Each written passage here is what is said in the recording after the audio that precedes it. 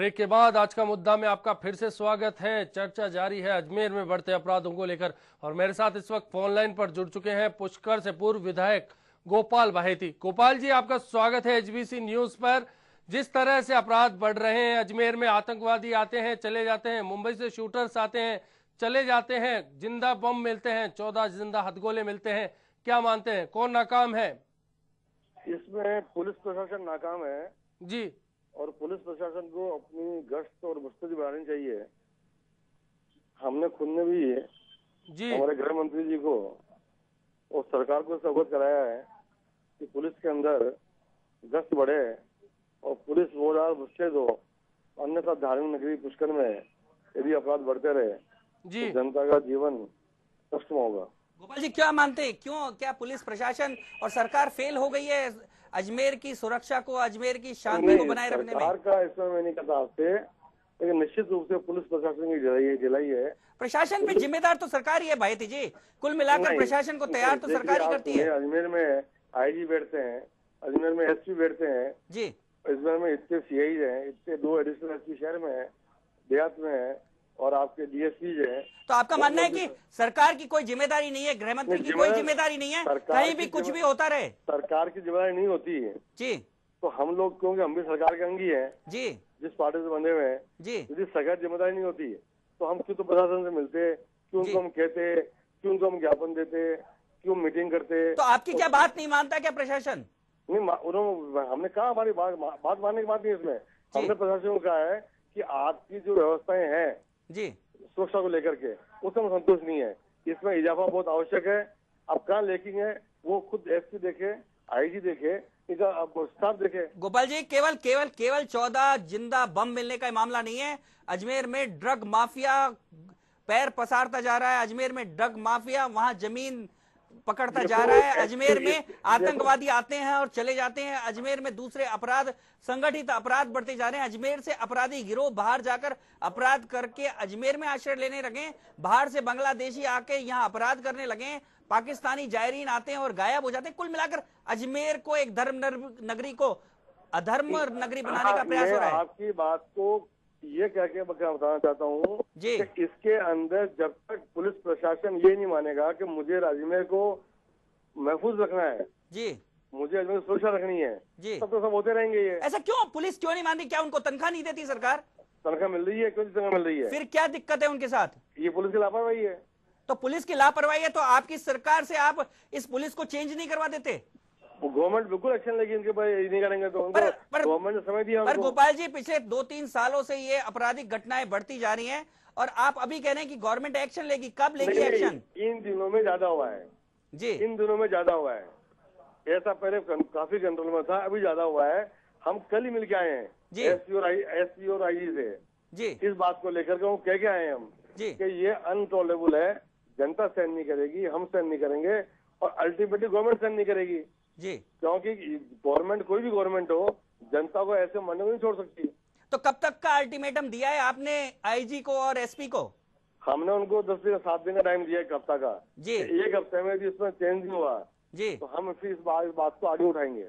तो लगता है कि यदि 1 सप्ताह में ये चेंज नहीं हुआ तो या तो एसपी आईजी बदल जाएंगे या वहां आप आंदोलन करेंगे? ये मैं नहीं कहता बदल जाएंगे जी। हम पूरी ताकत से सरकार को अवगत कराएंगे जी, जनता को लेकर के प्रशासन से बात करेंगे और मुझे एसपी साहब ने उन पक्की हाँ भरी है कि हम आपको इसके परिणाम देंगे।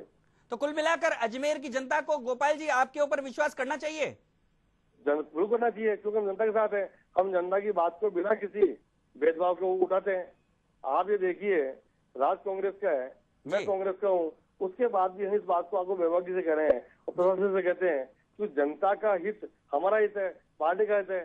हमारे मुख्यमंत्री भी यही कहते हैं कि संवेदनशील सरकार का मतलब यही होता है कि जनता के तकलीफ को हम सरकार को बताएं, प्रशासन को बताएं, उनसे एक्शन करवाएं। पर गोपाल जी, आप एक बात नहीं मानते, क्योंकि आपकी पार्टी को सरकार बनाने दिया जनता ने, यानी कि बहुमत दिया, और सरकार की जिम्मेदारी हो जाती है किसी शहर की सुरक्षा की और वो सुरक्षा नहीं दे पा रही, तो लगता नहीं है कि आपकी सरकार आपकी पार्टी फेल हो रही है? सरकार की जिम्मेदारी नहीं होती तो आप ये बताइए कि हम इस बात में क्यों जाते हैं उनके पास और क्यों मुख्यमंत्री जी को अवगत कराते हैं इस बात से?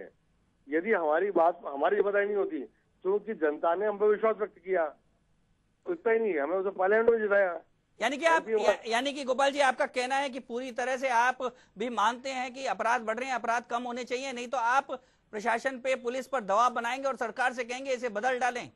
बिल्कुल कहेंगे जी, धन्यवाद गोपाल जी, थैंक यू। तो कुल मिलाकर कांग्रेस भी मानती है। और वही अश्विनी, बात यह है कि जब मीडिया कोई बात उठाता है, आम लोग जब चर्चा में लाते हैं, तो जनप्रतिनिधि जागते हैं और सोचते हैं कि कोई ना कोई मुद्दा है, कोई ना कोई परेशानी है, चलो अब जग जाना चाहिए, क्योंकि 2013 में चुनाव भी आने वाले हैं, वोटों का मामला भी है। तो कुल मिलाकर जैसा कि चर्चा कर रहे थे, एक जेल की मिसाल भी सामने आई, कैसे जिंदा मतलब मिसाल थी हमारे सामने, अफीम का कारोबार हो, मतलब कैदी जेल में खुलेआम अफीम लेते हैं, एमएमएस बनाकर डाउनलोड करते हैं, यूट्यूब पे डाउनलोड करते हैं, हथियार पहुंच जाते हैं जेल में। इतनी सी बात नहीं है, जेल वास्तव में अड्डा है, ड्रग माफियाओं का अड्डा बन है जेल। जब भी ड्रग का बड़ा लॉट आता है किसी भी शहर में, जयपुर, अजमेर, जोधपुर जैसे शहरों में, तो सारे के सारे ड्रग ट्रैफिकर्स यानी ड्रग माफिया छोटे छोटे अपराध करके जेल में पहुंच जाते हैं और वहां सारा के सारे सौदे होते हैं। यानी कि जेल की कोठरी में ड्रग के सौदे होते हैं।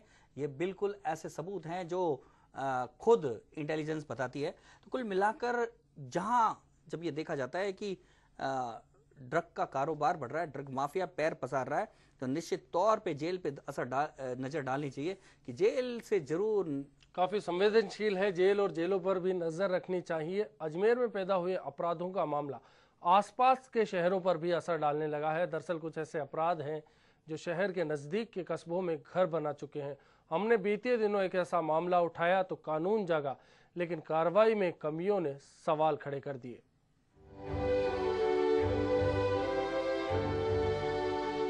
कितनी अजीब बात है कि धर्म की नगरी अधर्म की नगरी बन जाती है।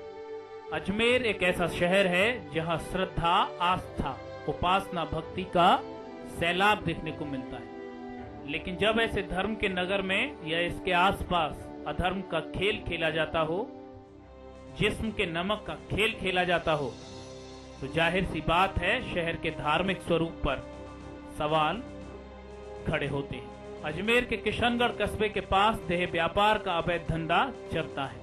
यहाँ जिस्म के दलाल हमेशा सक्रिय रहते हैं। जिस्म के ये दलाल ग्राहकों को लाते हैं और जिस्म से खेलने वाले यहाँ आते हैं। अगर कोई ग्राहक ज्यादा पैसे वाला है तो फिर उसे लूटा भी जाता है, उसे धमकियां दी जाती हैं और ब्लैकमेल किया जाता है। बात जब पुलिस तक पहुंचती है तो वो भी इन दलालों का ही साथ देती है। ऐसा एक बार नहीं, बार बार होता है। जो ग्राहक जिस्म की इस मंडी पर आते हैं उनसे सामान भी लूट लिया जाता है। पुलिस के तार इन दलालों से कैसे जुड़े हुए हैं, ये बात तब सामने आ जाती है जब पुलिस इनको छूट दे देती है और ये अपने आप को कहीं और शिफ्ट कर लेते हैं। वास्तव में अगर देखा जाए तो अजमेर का पुष्कर हिंदुओं के लिए और दरगाह शरीफ मुस्लिमों के लिए आस्था का सैलाब है। लेकिन किशनगढ़ के बड़गांव के हाईवे पर जिस्म की मंडियां इस धर्म नगरी को कहीं न कहीं गंदा कर देती है। Bureau report, HBC news. तो कुल मिलाकर बात अजमेर शहर की नहीं है, आसपास के इलाकों की भी है। क्या कहते हैं अजमेर वासी, क्या कहते हैं लोग, आइए सुन लेते हैं। आज यहाँ की जो धार्मिक और सांस्कृतिक और आध्यात्मिक जो गतिविधियां हैं, उनको लेकर सभी लोगों के दिमाग में रोष है कि जो विदेशियों का जो यहाँ ज्यादा ठहराव होता जा रहा है, वो एक समस्या का कारण बनता जा रहा है। पुष्कर सरोवर सभी हिंदुओं की आस्था से जुड़ा हुआ होने के कारण इसकी पवित्रता और मर्यादा बनाए रखना, सबसे पहले इसके लिए हमें स्वयं को भी जागरूक होना पड़ेगा। अपराध जो प्रमुख सरगना है, उनका एक जो माफिया डॉन्स हैं, उनका जो एक अपना एक रिंग है, एक उनका सिंडिकेट बन जाता है। और उस सिंडिकेट में ये होता है कि वो वहाँ पर प्रशासन, जेल प्रशासन से मिली भगत करके और अपराध संचालित करते हैं। तो कुल मिलाकर जनता भी कहीं ना कहीं बढ़ते अपराधों से परेशान है। आखिर धर्म नगरी में अधर्म क्यों पनप रहा है? प्रताप जी क्या कहेंगे, क्यों पनप रहा है धर्म नगरी में अधर्म?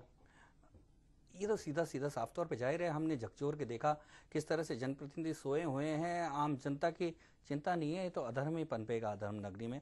कुल मिलाकर आज अब हमारी कोशिश थी कि कुल मिलाकर कम से कम सबसे पहले जनप्रतिनिधि जागे और जो भी जागे, मंत्री से लेके और पूर्व विधायक तक सब ने कहा कि हम जागेंगे, सरकार पे प्रेशर बनाएंगे और व्यवस्था सुधारने की एक कोशिश करेंगे। निश्चित तौर पे आज यदि जनप्रतिनिधि हमारी इस कोशिश को मानते हैं और हमारे साथ जुड़ते हैं तो अजमेर की जनता तो निश्चित तौर पे परेशान है ही, उनके साथ जुड़ेगी और अजमेर वापस अपनी उस पुरानी जो आभा है उसको वापस लौटा सकेगा और अजमेर से अधर्म का नाश हो सकेगा। कुल मिलाकर जगने की जरूरत है जनप्रतिनिधियों को। चुनाव भी आ रहे हैं, जग जाएं, निश्चित तौर पे उन्हें लाभ मिलेगा। बिल्कुल, और जनता को भी हम भरोसा दिलाना चाहेंगे कि उनकी आवाज बनकर उनके मुद्दों को हम हमेशा उठाते रहेंगे, भरोसा दिलाएंगे कि कहीं ना कहीं कार्रवाई हो और जनता को राहत मिले। आज का मुद्दा में फिलहाल के लिए इतना ही। दीजिए पूरी टीम को इजाजत। चलते चलते आप देखिए क्या कहती है कवि की कलम। नमस्कार।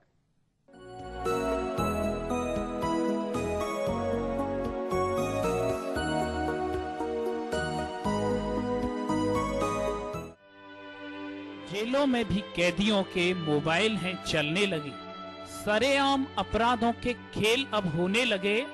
भक्ति और इबादत की ये नगरी बदनाम हुई, धर्म की नगरी में अधर्मी खेल आज होने लगे। धर्म की नगरी में अधर्मी खेल आज